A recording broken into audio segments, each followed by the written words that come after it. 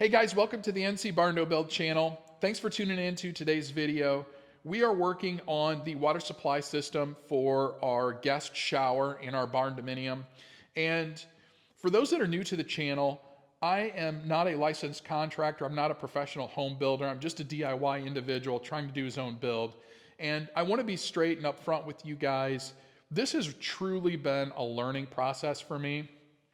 And like with any trade, I think if you're a lifelong learner, you can make things better, do things better, improve on processes. And for me, we built our garage about a year and a half ago. We've been working on this house about a year and a half.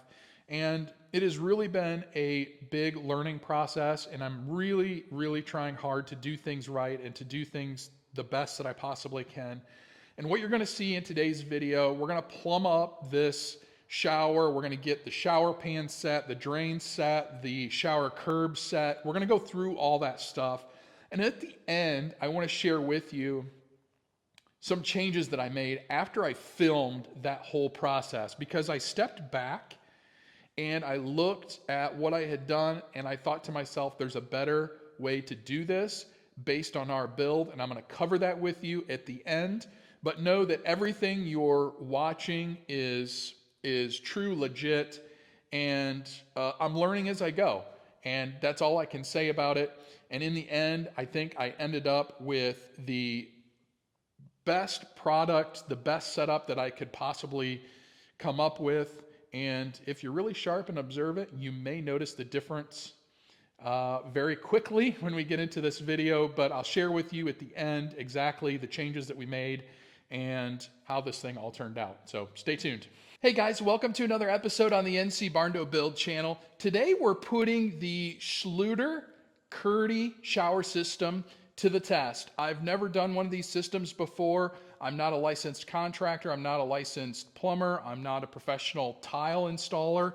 I'm just a DIY individual trying to do his own build, and we're going to try in the guest shower area, which I'm in right now, we're going to try to do a tiled shower using this Curdy shower system.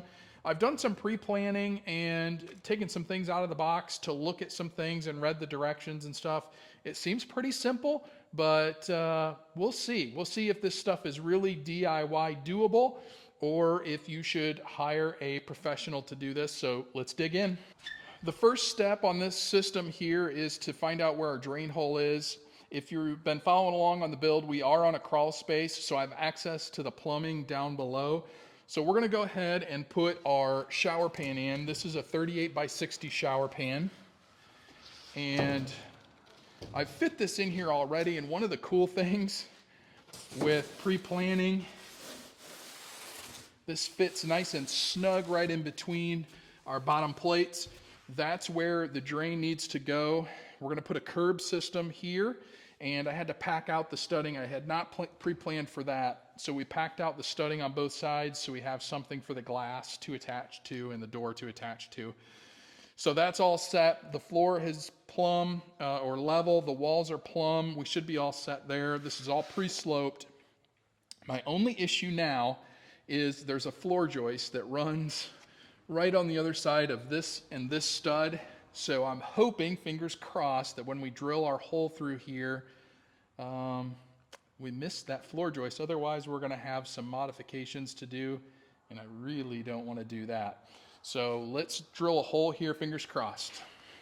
This is our shower drain connection, and what the directions don't say is the minimum size of the hole that you need to cut for this to fit in.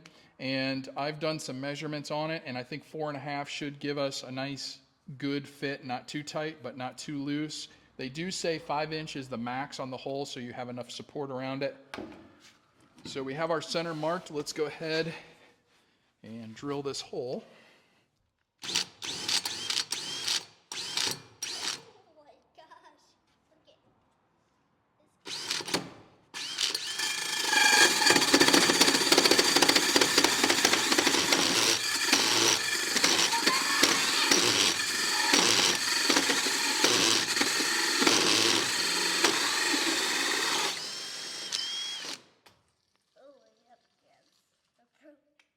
Oh, you were so close to a I did. It fell down in the hole. Well, that stinks. We're in good shape. We just missed the joist by about 2 inches. So let's go ahead and dry fit the Kerdi drain in there, see what she looks like. I will say this styrofoam does dent fairly easily with nothing on top of it. So we're gonna put some cardboard on top here to prevent that from happening. But that's where the drain sets, and it is perfectly centered. So I like that. So if we put our curb there, we're looking at 31.5 inches to the side of the curb, and probably where the glass is going to be in the middle somewhere, maybe 33, 34 inches total elbow room side to side. So I think that should be enough room. I was planning on 32, really don't want to go any smaller than that. And we're gonna have to cut this down. So I think the best thing to do for this curb is to run it through the table saw to get a nice straight cut on it.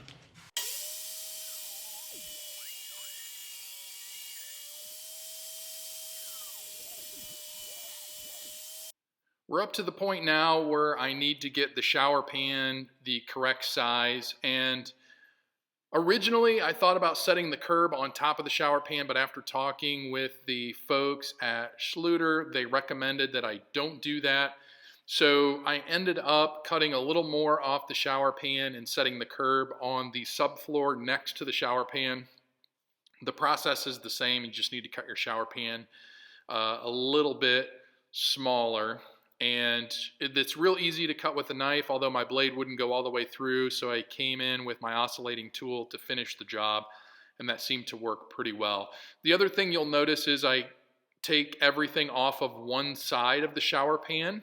And the reason behind that is because I need the drain offset to miss that floor joist. Again, just some workarounds that you may need to do on your build. It's perfectly acceptable. You just have to realize that your drain's not going to be completely in the center. Prepping the subfloor, you get everything nice and moist before you put your thin set on. Follow the directions on the thin set. This is the Schluter All Set, what they recommend for their product, and you just get it on the floor here with the flat side of the trowel, and then you can comb in with the appropriate size trowel, comb in everything you need, and then you can set your shower pan down in it. Pretty easy process, a little messy, but it's really not that difficult.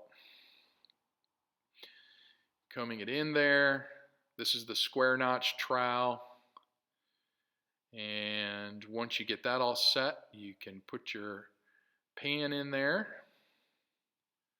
And then just put some pressure down to make sure you got good contact. You can actually hear the air coming out of it as you walk on it and get it set into place.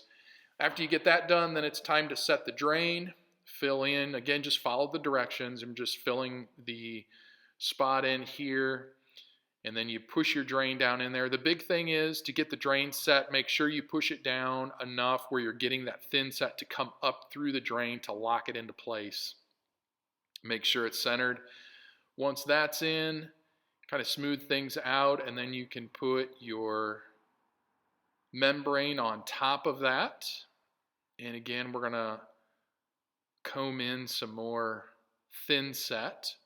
We're using the V-notch trowel for the drain skirt that goes around there. Make sure you don't get any thin set down inside the drain. You don't want any issues later on down the road. Got the directions there with me just to make sure I'm doing things properly. And now we're going to get ready to set the skirt around the drain here. The drain is set, and then we're going to go ahead and comb this in with the V-notch trowel. Set your membrane down in there, and then just work it in to make sure you get all the air pockets out and make sure that that thin set has really grabbed hold of that entire piece there. Make sure it's smooth, and then you can kind of clear up any of your loose stuff. And I'm cleaning up here because we're getting ready to set the shower curb next. We didn't want that thin set starting to skin over before we set it. So we go ahead and put some fresh down, again flat side, and then we'll comb it in just like the directions say. And then you can set your curb. This was about a half a bag of thin set, and I probably used 2/3 of it to set this, so just FYI. Make sure you follow the directions on mixing your thin set as well. You got to mix it, leave it set, and then mix it some more. So just measure everything, follow the directions as best you can. And once you get that set, then it's time to clean up all your tools and move on to the next phase. Leave it set up overnight. We are on day 2 of this project here. We have our tray set, drain set, curb set, and I have a piece of plywood on top of this foam here to protect it while we work. We're getting the valve set, the mixing valve for the shower set. Our parts came in finally. And we're gonna set this over on this wall of the shower, and then the shower head is actually gonna go on this wall. So you'll walk in, you'll open the door, the valve will be right here. You'll be able to turn the water on, get your temperature set, and then step in and do your business. So let's go ahead and get this valve set here on the wall. Reading through the directions on these valves, probably the most important thing you need to do when setting them is to get the proper depth. You don't want that valve sticking out too far, and you don't want it sucked back into the wall too far either. So you have to kind of plan for where your finished wall surface is going to be and then adjust accordingly. They give you a little bit of play with this valve. I think I get like 3/4 of an inch of play to work with, so I felt pretty comfortable getting this thing set up. The Kerdi board is a 1/2 inch thick, and then probably another 1/4 inch for the tile, and then maybe a little bit for the thin set. For those that have been around the channel for a while, when we did the garage build, you may remember the temporary power pole that we put together. This kind of reminds me of that project. We have made a couple of trips to the store already to get the pieces that we need, and I'm missing one more. And that temporary power pole, I'm having flashbacks because it was the same way. I think I took 6 trips to the store to get all the parts and pieces that I needed. So what we're doing now is with this mixing valve, I'm trying to get all the plumbing lined up. And this is kind of what the finished product will look like. So we have our cold line in, hot line in, and then this line will be capped off. This is if you have a tub install. This would go down to your tub spout. We're going to put a cap on that. This top part goes up to the shower head, and we'll do that once we get things mounted. But I'm trying to set this up here. It's a little bit of a learning curve. It's my first time using these copper crimp rings. That's what this part specifies to use, is copper crimp rings if you're going to use PEX with this type of mixing valve. And this is the clamp that you use for it. And you also have a go, no-go gauge. So when you use this gauge, kind of give you a little look, it's got a line on it that has a go, no-go. And basically you want the ring to go into the slot, but you don't want it to go all the way down. So it stops on, for me, it stops on that line. That tells you that your ring is set perfectly. If it doesn't go in, that's a no-go. And if it goes all the way in, that's a no-go as well. So you got to have it just right. And if I can get it on the sleeve here, that's where it stops for me. So it's right on that line. So I think we're good to go there. These tools have a setting on them, and this is my first time using this tool. It's a brand new tool, and I have it set at 0, and to tighten it up you can go all the way to 3. So I can't back it off any more than what it already is. I don't know, for those that are professional plumbers that are watching the video, or maybe you have a lot of experience with these crimp tools, I'm assuming that as things wear, the more you use it, you're going to have to adjust this dial to tighten things down. But since this is brand new, I'm set at 0, and it seems to be just about right for these crimp rings. So the next thing I'm going to do is put my hot and cold lines on. I think I'm going to go ahead and crimp these. I'll probably take the elbows off for now. We'll get these lines crimped on. I think we have a good fit in between the joists, and then we can go get this thing probably mounted. And then we can get this top piece set. I'm going to go white since this is neither hot nor cold coming out the top. It's mixed temperature. I'm going to use a white PEX line to come up. These are 1/2 inch. Everything here is 1/2 inch. So the way the plumbing is set up for my supply, it's a 3/4 inch main. And I'm going to run that 3/4 inch down the center of the house. And then we'll use 1/2 inch for all the fixtures that branch off of that, with the exception of maybe one item. I know the hot water heater, I'm going to put 3/4 inch line on that. But I think for the most part, everything is going to be teed off with 1/2 inch. And also, for those that aren't familiar, there is PEX Type A and PEX Type B. I'm using Type B. I think it's a little more affordable, and I think it's a little easier to work with. The A, you have to kind of stretch things out and put your fittings in. There are some benefits with A, and I'm not going to get into that. You can tune into other YouTube channels that kind of talk about that. But we're going to stay focused here on trying to get this done. I think we're set. So we're going to go ahead and set some of these rings. I'll show you how it's done. You want to slide your ring on about 1/4 inch from the end, roughly. And then we're going to put our clamp on here. It's kind of an awkward thing to do.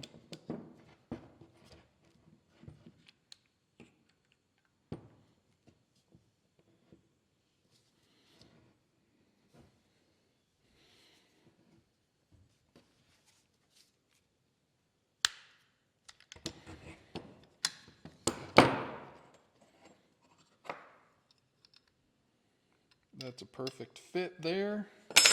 And do the other side.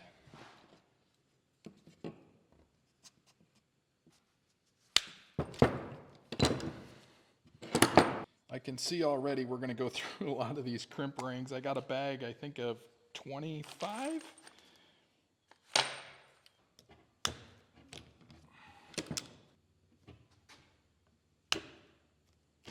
I apologize ahead of time. I'm working by myself, so this next angle is probably not going to be the greatest, but let me show you, describe how I'm running this water line up and over the shower. There's my mixing valve. The top section is going to head upwards, up the wall, through the top plate, across the ceiling, and down the wall over here. My shower head will be located there. And this is why I suggest putting something down to protect your foam base on your shower. You're gonna need a ladder. So I'm gonna use white, since this is neither hot nor cold, this is mixed water. We're just gonna try to get an approximate lengthwise. It might be easier just to use a tape, but hey, this channel is all about how it really is for a rookie to build a home. So I'm just going to kind of stick this there, and we're going to kind of run this up and over. This is just to get a length on this. Really want to see what it looks like, going to look like.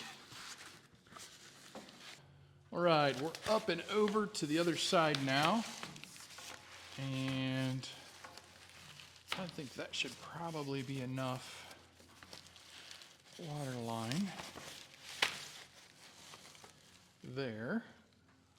Let's measure and see where we want to put our shower head. Okay, those in my family are not extremely tall, including myself. So 72 inches would be right here. I think we need to be a little bit higher than that for me. I think if I mount it at about 80, put the drop ear at 80, that brings the shower down just a little bit. Honestly, could probably go almost 7 feet for me, but my wife probably won't be able to reach that. So maybe do like 80 inches. I think will work good. And by the time we get some tile on the floor, that's going to shorten that up a little bit. So let's go ahead and mark that.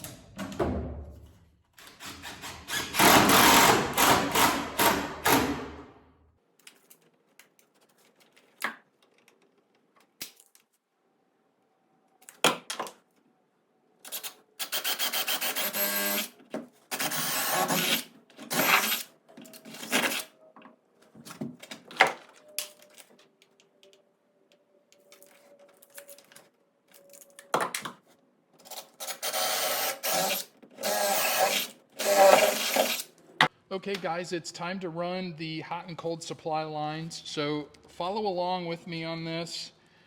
This is my mode of thinking. I don't know if this is how professional plumbers do this. Maybe if you're watching and you're in the trades, the plumbing trade, you can back me up on this. What I like to do is I'm doing everything above the floor right now. So I'm just gonna stub this out down at the bottom because I will have 2 3/4-inch main lines running the full length of the house. These 1/2-inch lines will tee into that 3/4-inch main line. So all I'm going to do is basically stub everything down through the floor. So follow along with me on this one as well. So I have a 2x10 underneath, which is 9 1/4. I have 3/4-inch subflooring, so that's 10 inches. 3 inches here, that's 13. I'm gonna make a mark 15 inches up. That'll give me 2 inches of play down there. And I'm just gonna stub it down through at 15 inches. So we're gonna mark it about right here. So I know when that line hits the top of that piece of wood there, I should be stubbed below the floor joists. When I do the plumbing in the crawl space, I'm not boring or drilling through any of the floor joists. It's all gonna hang below that. And I really want to get the drain lines done first, so this will be secondary after the drain lines are done, although over here there's not going to be really any drain lines in the way, but that's kind of my mode of thinking. So I'm getting all this stuff above the floor done now, and I'm just going to stub this down through. And I drilled a 5/8-inch hole here. That'll keep me more than 1 1/4 inches from both sides of my ends of my stud. That way I don't have to have nail plates on the inside or the outside. You can drill bigger holes if you need more play, but I'm trying to be cost effective here. That's 15 inches, and we need to be about right there with this line. So I'm gonna put a mark here. And we will cut it off there. And wouldn't you know it, I left my PEX tube cutters over on the table, so I'll be right back. Cut it right there. And the good thing is I got a couple of inches of play underneath. So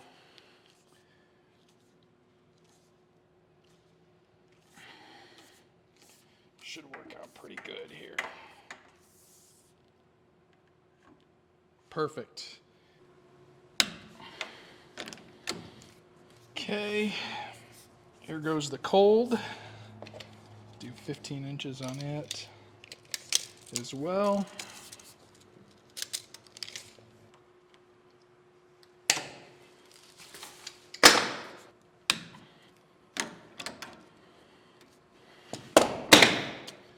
All right, and I think the other thing I'm gonna do is I'll put a piece of blocking in here to fasten those so those are secured as well. Probably not needed necessarily. I could probably tack them in there, to be quite honest. Maybe I'll do that. We'll just put them both on that side. Okay guys, we have pressure up to our mixing valve, about 45 PSI. Let's open the valve.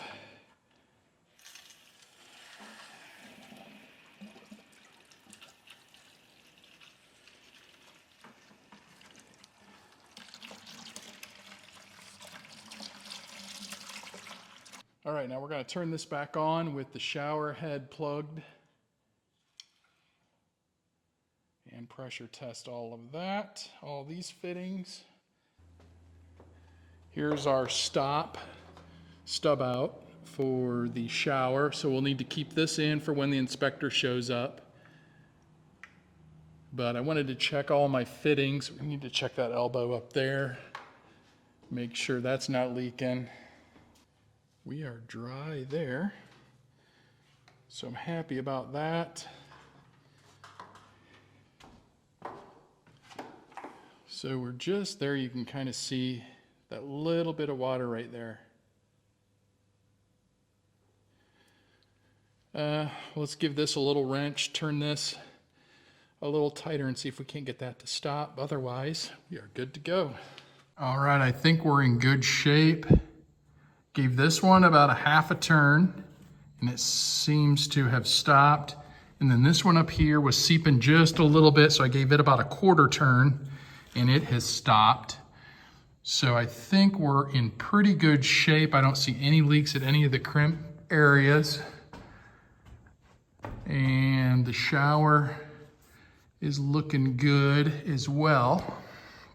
Let me show you guys what we've done underneath the house in order to pressurize these lines. It's a little bit of a interesting setup, but it's gonna allow me to close the valve and trap that 45 PSI inside the lines, and then tomorrow morning we can come out and check it. If everything looks good, then I'll feel comfortable putting up the Kerdi board and getting this shower finished. We've run a garden hose in, and we've run it over there to a connection. Let's go show you that, and I'll turn the valve off so we can trap that pressure inside. All right, here's our setup with our hot and cold incoming lines, and we've hooked it up to the garden hose that is hooked up to the camper, and I have it hooked up here. We're gonna go ahead and turn this valve off, and trapping the water inside, the pressure inside the lines here, and we'll come out tomorrow morning and see. We'll open this line back up, unhook it here, bring a bucket underneath, and see if we still have pressure. All right, so after filming all of that work, I stepped back and I looked at the project and I thought there's a better way to do this. So if you're new to the channel, you may not know, on our build, we are on a crawl space. It's post frame on a crawl space. It's a sealed crawl space. It's going to be conditioned space down there. Our attic is a vented attic, unconditioned space. So running the water line up overhead, code requires me to install insulation around the water line, of course, so it doesn't freeze, so it doesn't condense and cause moisture issues in the attic. And I thought, after reading code, I thought, why don't I just keep the entire system in conditioned space? So as you can see with my valve here, we've flipped things. What normally goes up to the shower head, we've capped off, and what normally goes down to the tub spout, we've actually run down through the wall, underneath the shower pan, up the wall on the other side to the shower head. It looks exactly the same as what we did overhead, except I've run it underneath and up and around. And that keeps the entire system in conditioned space. I don't have to worry about it ever freezing. I don't have to insulate the line if I don't want to. And I think we're in a much better place. I have a warm fuzzy on this. So that's the change here. Again, I want to be upfront with you guys on the struggles and issues that I run into on this build. So hopefully you can glean some things from it. And I know I've learned, and I'm going to take what I've learned here and apply that over into the master bath when we do that whole plumbing system. But that's where we're at with this. We've pressure tested everything again after I made the change. We let it set for about 8 hours with 70 PSI in the lines. I didn't see any leaks, so I feel comfortable that we've done good work here, and I think we can move forward. So again, I hope you guys appreciate the upfront and honesty with this stuff. When you're building your own home, it is definitely a learning process. Even if you're a professional in the trades, you're probably always learning. I know in aviation, for me, I'm always learning. I always try to take something away from every flight. And building your own home is no different. So we're going to take what we've learned from this project, apply it, and we're going to be better off because of it. So thanks for tuning in. We'll see you guys on the next video.